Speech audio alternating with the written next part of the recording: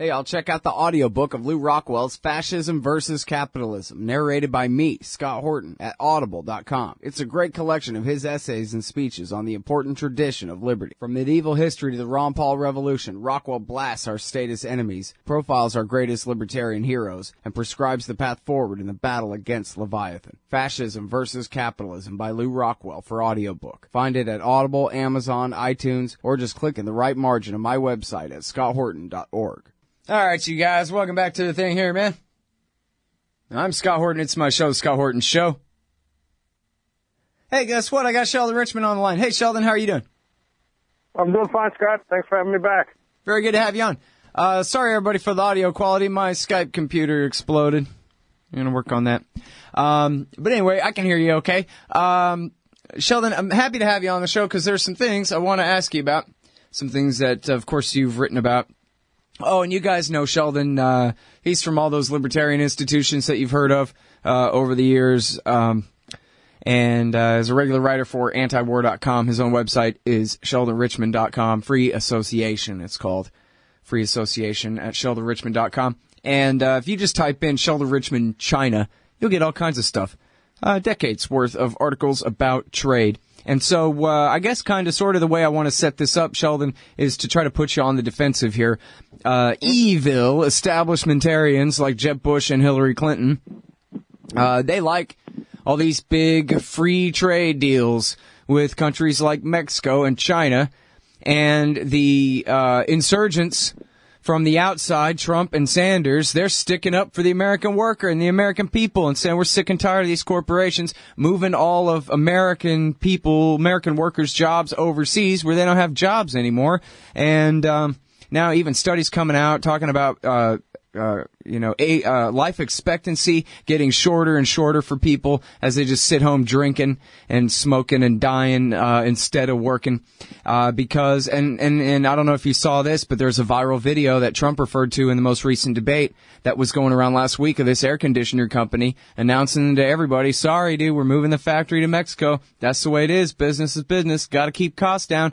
And so I think I'm going to unfairly lump you in with Jeb Bush and Hillary Clinton and say you are for what's destroying America, and that is why everybody is turning to Trump and Sanders to save them from the destructive forces of the free market and free trade, Sheldon. So now defend yourself.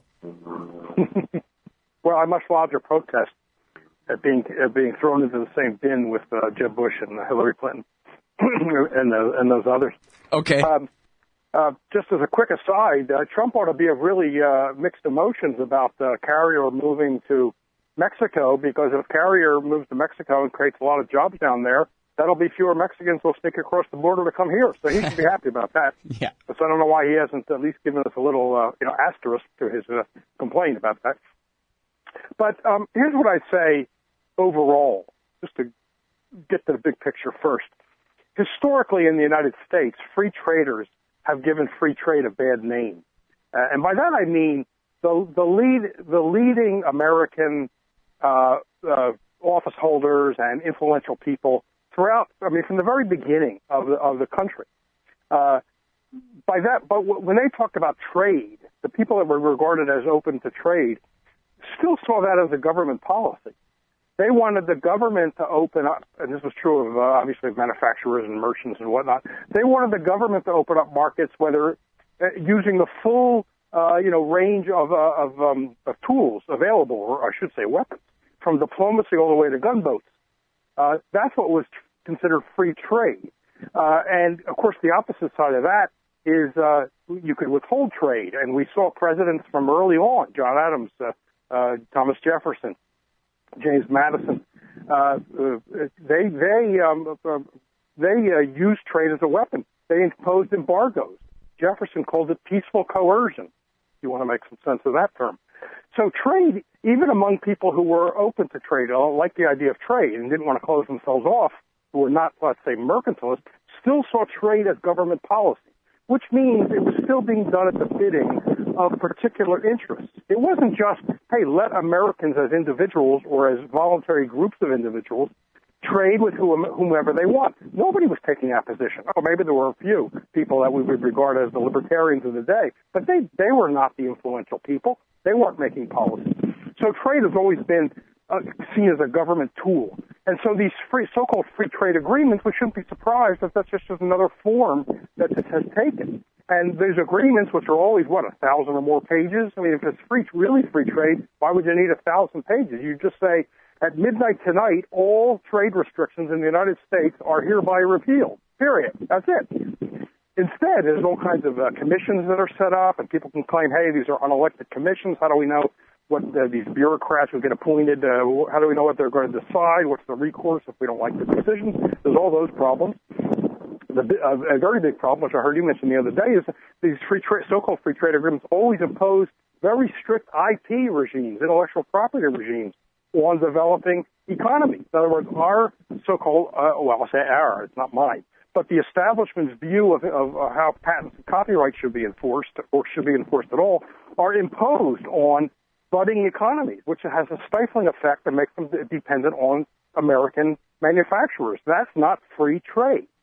But it's called free trade, and therefore it gives plausible grounds to Trump and Sanders to complain about it as simply another form of big special interest to special favors to well-connected interests. And they're right in that regard. However, it's not free trade. Okay, and now, so I want to get more into what is in those deals and things like OPIC, the Overseas Private Investment Corporation, where government is literally subsidizing, encouraging companies to offshore, doing everything they can to help them do it, and all this kind of thing. You know, pro-tobacco programs and anti-tobacco programs at the same time. It is government that we're talking about here.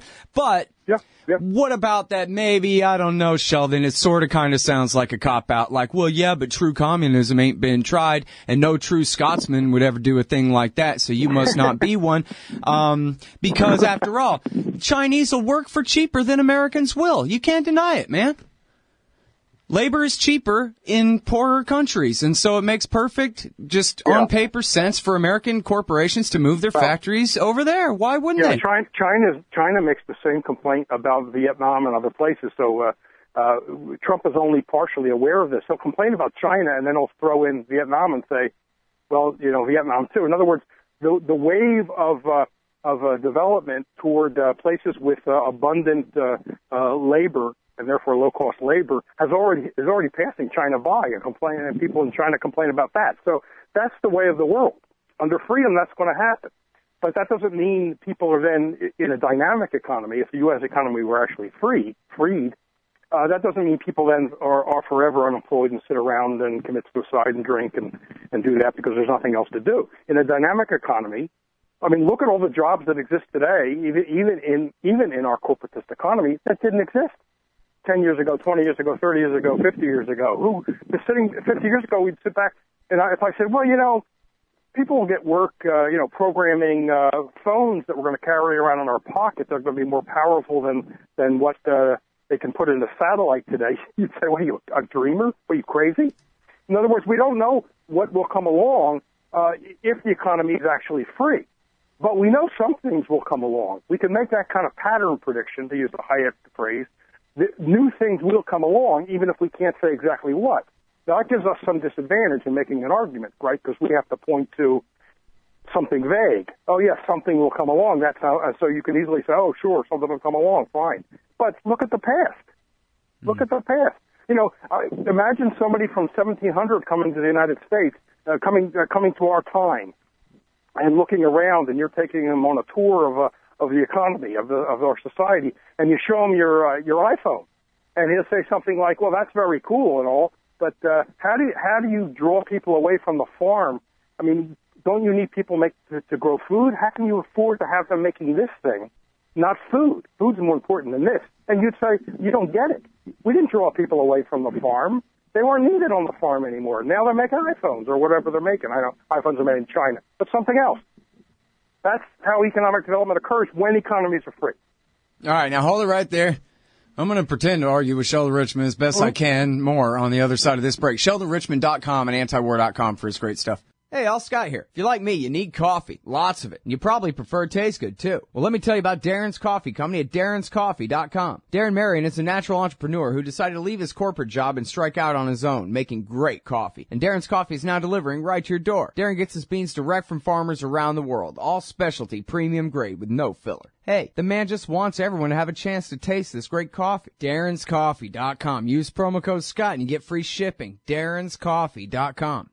So you're a libertarian, and you don't believe the propaganda about government awesomeness you were subjected to in 4th grade. You want real history and economics. Well, learn in your car from professors you can trust with Tom Woods' Liberty Classroom. And if you join through the Liberty Classroom link at scotthorton.org, we'll make a donation to support The Scott Horton Show. Liberty Classroom, the history and economics they didn't teach you. Hey, I'm Scott. Welcome back to the show. I'm talking with Sheldon Richman. He used to be at the Foundation for Economic Education, the editor of their journal there. He's at the Future Freedom Foundation, editor of their journal there. Now he's regularly contributing for us at antiwar.com, and he's written 10 million articles about the what I would consider the most very libertarian take on every single thing in the world. Just type in Sheldon Richman and whatever it is you're interested in, and you're going to find something cool. Right now we're talking about trade and how, well, Trump and Sanders, they're sticking up for the little guy by saying we don't want to have these deals with Mexico and China anymore. Now, Sheldon says he opposes whatever the current deals are that, have all their flaws in them, and he would rather have actual free trade. So we're talking about, overall, I guess we need to get into whether protectionism could serve the American people better. I mean, after all, there are towns, I don't know, maybe this is more mythology than truth, Sheldon, but there are towns, I think, where, almost whole towns or huge portions of the population of a town are built around one big factory, something like that. And when that factory closes, that's people's lives. That's families separated from each other. That's human tragedy falls in the wake of that virtually every time. And all the people in town who didn't work for that factory still suffer the same loss and everything else. And you know how it is. So, maybe Trump should threaten them to not move to Mexico, and maybe the Mexicans should just make their own damn air conditioner company or something like that.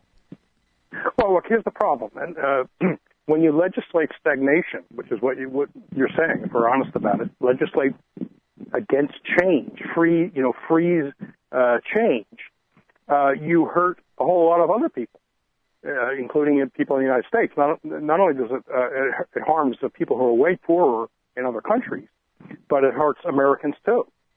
Many of whom are not doing well. They'll be deprived of lower prices. They'll be deprived of products that would make their lives better or save their lives. Because that's what you get from trade and the division of labor and comparative advantage if the government is not tilting the scales one way or another. The great pro-peace, anti-war free trader of the 19th century in England, Richard Cobden, said that if you apply violence to trade, you distort trade in the same way that if you apply violence to religion. It's not religion. So it's not trade if you apply violence to it. That means all subsidies, and I include the military, the War Department. I don't call it Defense Department. The big military subsidy that say long distance shippers get, or the highway subsidies that long distance road shippers, surface shippers enjoy. That's all. That's all subsidy, which comes by forcing other people. Mm-hmm. So yes, you can look at a town that was built around one factory and say, look at the hardship. But in a dynamic economy, there'd be change. Look, most turnover historically in jobs comes not from the fact that foreigners produce what those people used to produce, but through technological change. Factories today, automobile factories today, hardly have any people in them. It's all computerized. There's a few programmers sitting up in a control room and a few people on the floor. It's not the way it used to be. That's not because of foreigners. There are factories here. Manufacturing has not shrunk as a percentage. It's only shrunk as a percentage of the economy because the service economy has grown. We still make a huge amount of things in this country, but we just need fewer people to make those things. Now those people are available for other things. If the economy were completely open and freed, and I mean by that sweeping away intellectual property, sweeping away licensing laws, building permits, eminent domain, all the things, Trump would not be complaining about. Then you get a dynamism. But to say, in order to protect workers, we're going to freeze the current condition as it is, makes no sense. What if they'd done that 50 years ago? You and I wouldn't be talking today, would we? Well, we might be talking over a landline, but you certainly wouldn't be using computers to get on the air and things like that. So why is this moment in time the right moment to freeze? Mm-hmm. All right, now, so I'm sure it's been a little while since you've read the thing, but so what is exactly then the difference between NAFTA and, hey, let's just have free trade? I mean, what all is actually in that thing other than opening the border to trade? A few thousand pages, I guess, is the difference. Yeah, but I mean, what's on them? Maybe it just says, a little bit of kickback here or there, but it's not really much. I don't know. It does, and it has all kinds of technical exceptions. They made exceptions for sugar. They always do stuff like that. Some special interest will get set aside. Like I say, you get demands that there be an IP regime, which is very stifling. Look, if a factory in a very poor area, poor country, wants to say the hell with Nike, well, we can make our own sneakers and export them to the United States. Nike will come in with all their power, all their money, all their lawyers, and say you're infringing on our patent or our copyright or whatever, trademark, whatever. Even if they're not calling them Nike, and they'll crush them. So those people then become dependent on those factories. And then often those companies work with, at least sometimes they work with the local governments there, the national governments in those poor countries, to drive people off the farms out of the rural areas by taking their land or whatnot, driving them into the cities, so you have all this very cheap labor available to Western-owned factories. That's not freedom. Now, we can't really do anything about that, what a government in Sri Lanka may be doing. Obviously, we don't want the U.S. government dictating policy to them. But these so-called free trade agreements dictate policy to them and cooperate in the dispossessing people of land so that they have very little choice but to go into these factories. That's not free trade, and Trump ought to understand that. He's now a throwback to the old narrow-minded protectionism that doesn't understand these positions. It's a very Some of the time, though, he sounds like you, Sheldon. Some of the time he says, I'm for free trade, but these are crooked deals, and I don't want these deals which give the advantage to China, not us. Yeah, but he'd be saying the same. He doesn't like the idea of companies moving, period, out of the country. They're our jobs. They're not our jobs. You can't own jobs. And that's a know-nothing appeal. That's a throwback to the most unsophisticated form of protectionism that exists. That somehow we own this economy, we own this culture. Look at it across all his issues. We own the culture. We have quote we, meaning him, and his cronies eventually, if you were to get into office, will decide what infringes on our culture, what infringes on our economy. That's not economic freedom. Free trade is what Adam Smith talked about, and he condemned all the subsidies and interferences. Even if it's in the name of expanding trade, it's still government using force on behalf of special interests. All right, now in the last couple of minutes here, Sheldon, I want you to address the robots because you brought it up too. This is the majority of the change when it comes to manual labor, factory labor in American society is the robots. And I don't know if you saw this, but you've seen them before in the past at least. This new one is from the Telegraph. Robots will take over most jobs within 30 years. Warns expert, the rise of robots could lead to unemployment rates greater than 50%. And I know you're going to say, yeah, but they'll be driving prices down if we had a free market. Well, we don't, and that's a high unemployment rate. Maybe we need Bernie Sanders to put everybody on welfare. Well, robots aren't going to be performing services, and I don't know why we put down the service economy as if that's something inferior. It need not be. Services can be finance, insurance, healthcare, a lot of things. This is again a throwback to the idea the physicocrats believe that only working the land was the only real wealth, right? this has gone through a series of revisions of thinking where, they pick up on one thing and say, that's wealth. And if that changes, oh my gosh, the world's going to come to an end, or at least our country's going to come to an end. Lots of people, reject this idea that someday robots will be doing everything. And don't forget, if they're making things that nobody can buy, then they're not going to stay in business very long. So that can't be the long-term story.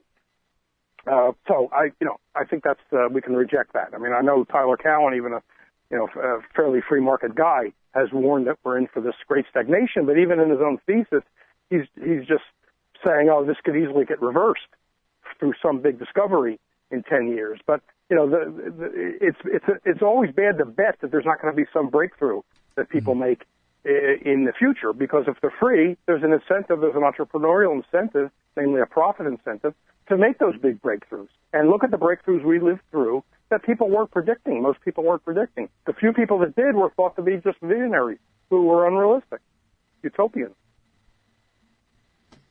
Count me in. Freedom works. Sheldon Richman, everybody. He's at sheldonrichman.com. That's his great blog, Free Association. Just type in his name in China. You'll find a bunch at FEE and FFF and elsewhere. Thanks again, Sheldon. My pleasure, Scott. Anytime. See y'all tomorrow. Thanks. Hey, Scott Horton here to tell you about this great new book by Michael Swanson, The War State. In The War State, Swanson examines how Presidents Truman, Eisenhower, and Kennedy both expanded and fought to limit the rise of the new national security state after World War II. If this nation is ever to live up to its creed of liberty and prosperity for everyone, we are going to have to abolish the empire. Know your enemy. Get The War State by Michael Swanson. It's available at your local bookstore or at Amazon.com in Kindle or in paperback. Just click the book in the right margin at scotthorton.org or thewarstate.com. Hey, Scott Horton here to tell you about this great new ebook by longtime future freedom author Scott McPherson. Freedom and Security, the Second Amendment and the Right to Keep and Bear Arms. This is the definitive principled case in favor of gun rights and against gun control. America is exceptional. Here the people come first, and we refuse to allow the state a monopoly on firearms. Our liberty depends on it. Get Scott McPherson's Freedom and Security, the Second Amendment and the Right to Keep and Bear Arms on Kindle at Amazon.com today.